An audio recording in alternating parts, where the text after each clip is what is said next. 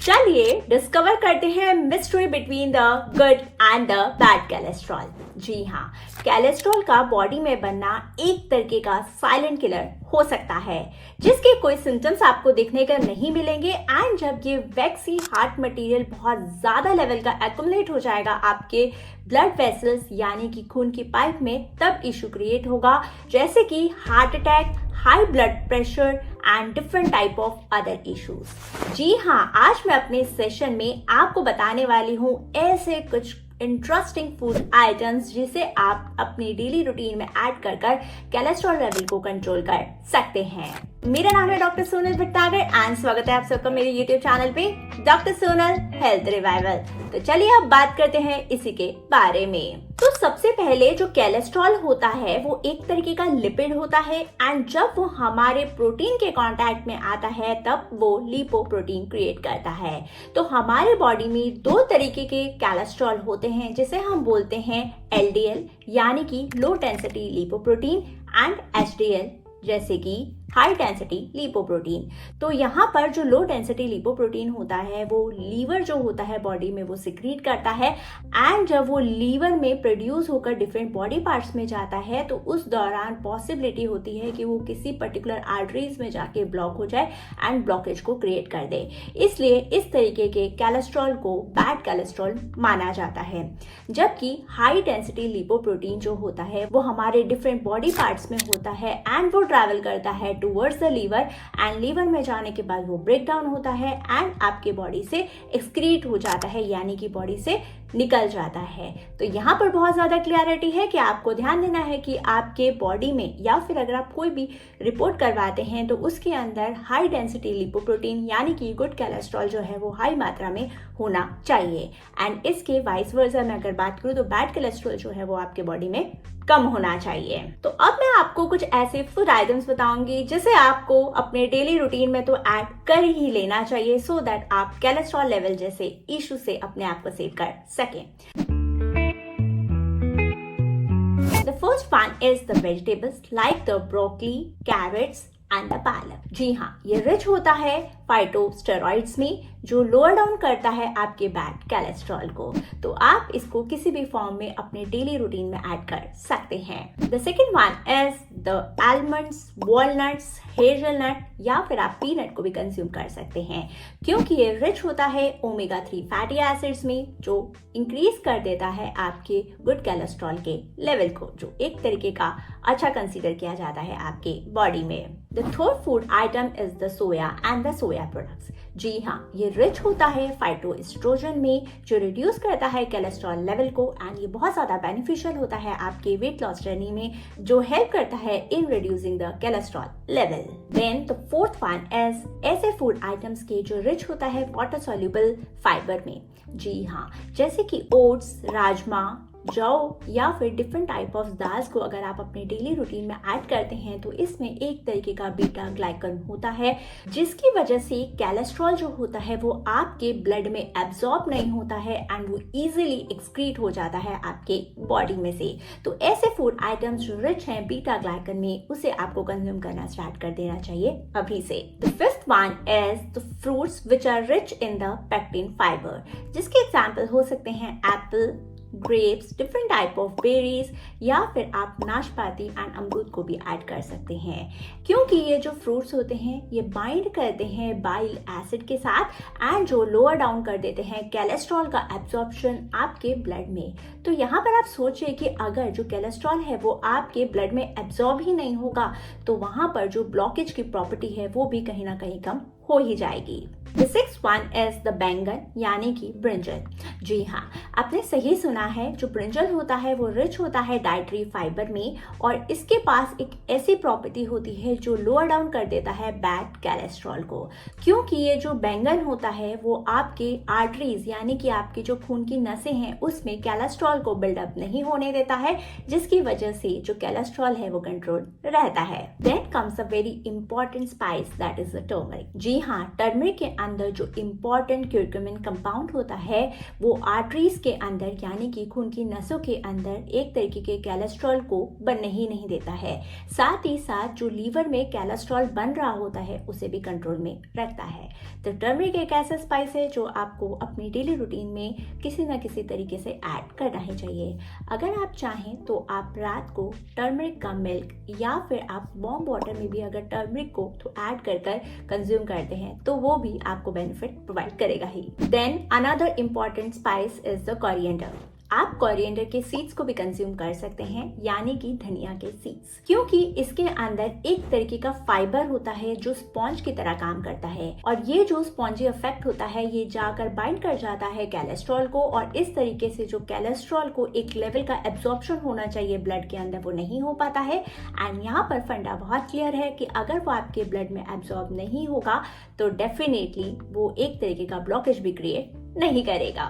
इसके चलते मैं आपको ये भी बताना चाहूंगी कि आप जितना हो सके गार्लिक को अपने डेली रूटीन में ऐड करिए, स्पेशली तब जब आपको कोलेस्ट्रॉल यानी कि हाई कोलेस्ट्रॉल का इशू हो रहा है तब। जी हाँ, आपने सही सुना है, क्योंकि जिंजर के अंदर एक कंपाउंड होता है जिसे हम अलाइसिन कंपाउंड बोलते हैं और ये एक तरीके का कंट्रोल करके रखता है आपके कोलेस्ट्रॉल लेवल को बिल्डअप इन द आर्टरीज में। Last but not the least, ginger यानी कि अदरक को भी आपको अपने डेली रूटीन में ऐड करना ही चाहिए। ऐसा क्यों? क्योंकि जो अदरक होती है उसके पास blood thinning and anti inflammatory properties होती है। यानी कि आप सोचिए कि अगर आपका ब्लड बहुत थिन है, बहुत ही ज्यादा पतला हो गया है, तो उसका जो फ्लोइंग रेट है वो भी काफी अच्छा होगा और एंटी इन्फ्लेमेशन होने के साथ साथ किसी भी तरीके का इन्फ्लेमेशन नहीं होगा तो कोलेस्ट्रॉल का जो बिल्डअप है वो भी आर्टरीज में नहीं होगा। तो इसके चलते जो कोलेस्ट्रॉल लेवल है वो चेक पर रहेगा ही। अब टाइम है कुछ सैंपल्स डाइट देखने का। अगर आपने ये सैंपल डाइट को अपने डेली रूटीन में सिर्फ ट्रायल बेस पे ही स्टार्ट कर दिया तो इसके चलते आप एक सिग्निफिकेंट लेवल का कोलेस्ट्रॉल कंट्रोल देख पाएंगे आपके बॉडी में। तो चलिए बात करते हैं ऐसे ही कुछ इंटरेस्टिंग सैंपल डाइट के बारे में। Day 1 early morning after wake up आपको 1 ग्लास ऑफ वार्म वाटर को कंज्यूम करना है। देन इन ब्रेकफास्ट आप थोड़ा सा ओट्स एंड उसके अंदर बेरीज एंड चिया सीड्स को ऐड कर सकते हैं एंड एंजॉय कर सकते हैं 1 cup of green tea. Then after the breakfast एक हल्का सा अगर आप कुछ ऐड ऑन करना चाहते हैं तो आप उसके आधे या 1 घंटे के बाद यानी कि आफ्टर ब्रेकफास्ट आप 1 एप्पल एंड उसके साथ 5 सोक आलमंड्स को भी एंजॉय कर सकते हैं। Then comes the lunch. तो लंच में आपको ब्राउन राइस के साथ 1 cup of dal and 1 small cup of mix vegetable को कंज्यूम कर सकते हैं एंड एड ऑन में आप क्यूकम्बर एंड गाजर का जो सैलेड है उसे एंजॉय कर सकते हैं along with the few drops of lemon in it. Then after lunch comes the papaya. जी हाँ, यहाँ पे एडवाइस किया जाता है कि आप after lunch 1 cup of papaya को डेफिनेटली इनटेक करें ही। अगेन यहाँ पर मैं आपके साथ अगर इवनिंग स्नैक के बारे में बात करूं तो आप यहाँ पर 1 बाउल ऑफ बेरीज को कंज्यूम कर सकते हैं। देन इन डिनर एडवाइस किया जाता है कि आप 1 और 2 होल व्हीट या फिर मल्टीग्रेन की रोटी को एंजॉय कर सकते हैं। अगर आप वेजिटेरियन हैं तो यहाँ पर आप कोई हल्की सी वेजिटेबल्स या फिर पनीर को भी कंज्यूम कर सकते हैं। नॉन वेजिटेरियन ऑप्शन में यहाँ पर आप ग्रिल्ड फिश या फिर आप बॉइल्ड एग को भी कंज्यूम कर सकते हैं। एडवाइस किया जाता है कि आप डिनर में पालक सूप या फिर टोमेटो सैलेड को भी कंज्यूम करें ही। डे 2 डाइट इज, तो यहाँ पर अगेन एडवाइस किया जाता है कि अर्ली मॉर्निंग आफ्टर वेकअप आपको 1 ग्लास ऑफ वार्म वाटर को कंज्यूम करना है। देन इन ब्रेकफास्ट आप 1 प्लेट ऑफ पोहा को कंज्यूम कर सकते हैं विद सम वेजिटेबल्स। वेजिटेबल्स में आप मटर, गाजर, अनियन, टोमेटो को ऐड कर सकते हैं।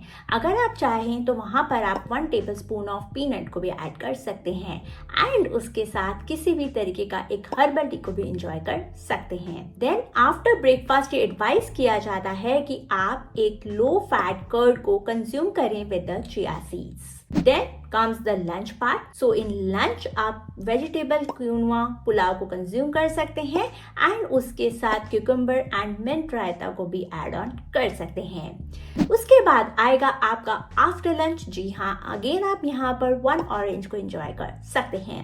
इवनिंग स्नैक्स की अगर मैं बात करूं तो यहाँ पर आप 1 हैंडफुल वॉलनट को भी कंज्यूम कर सकते हैं। Then comes the dinner. तो डिनर में आप 1 और 2 बाजरा रोटी को कंज्यूम कर सकते हैं with 1 small bowl of rajma. Advice किया जाता है कि यहाँ पर आप as a add on steam broccoli को भी ऐड कर सकते हैं। Then comes the third day plan. जी हाँ, तो यहाँ पर आप आपके अर्ली मॉर्निंग में again 1 glass of warm water को कंज्यूम कर सकते हैं। अगर आप चाहें तो उसके अंदर थोड़ा सा लेमन को भी स्क्वीज कर सकते हैं।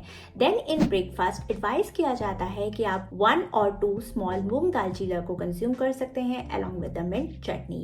एंड अगेन यहाँ पर आप एक हर्बल टी को कंज्यूम कर सकते हैं। देन आफ्टर ब्रेकफास्ट यानी कि ब्रेकफास्ट के आधे या 1 घंटे के बाद आप 1 बाउल ऑफ फ्रूट को एंजॉय कर सकते हैं। देन इन लंच आप ब्राउन राइस को विथ वेजिटेबल सांभर या फिर दाल के साथ कंज्यूम कर सकते हैं।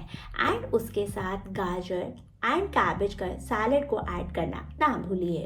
देन आफ्टर लंच एडवाइस किया जाता है कि आप 1 स्मॉल बाउल ऑफ रोस्टेड मखाना को डेफिनेटली इंटेक करें ही। देन इन इवनिंग स्नैक्स आप 1 बाउल ऑफ ग्रेप्स या फिर 1 बाउल ऑफ मिक्स्ड बेरीज को भी कंज्यूम कर सकते हैं। इन डिनर आप 1 और 2 होल व्हीट रोटी को कंज्यूम कर सकते हैं विद 1 स्मॉल बाउल ऑफ बैंगन भरता। साथ ही साथ आप मिक्स्ड वेजिटेबल रायता को भी ऐड ऑन कर सकते हैं। तो यहाँ पर मैंने आपको 3 sample cholesterol control diet plans तो दे ही दिए हैं। एंड इसके चलते मैं आपको एडवाइस करना चाहूंगी कि अगर आप कुकिंग कर रहे हैं तो कुकिंग में ऑलिव ऑयल, मस्टर्ड ऑयल या फिर राइस ब्रान ऑयल का ही यूज करें। And the second important thing here is that कि अगर आप कोई भी ग्रेन्स को यूज कर रहे हैं तो ध्यान दीजिए कि वो होल फॉर्म में ही हो। यानी कि अगर आप राइस खा रहे हैं तो वो ब्राउन राइस होना चाहिए। आप क्विनोआ, ओट्स को भी कंज्यूम कर सकते हैं। और अगर आप गेहूं को खाना चाहते हैं तो ध्यान दीजिए कि जो गेहूं हो वो उसके ब्रांड के साथ अवेलेबल हो,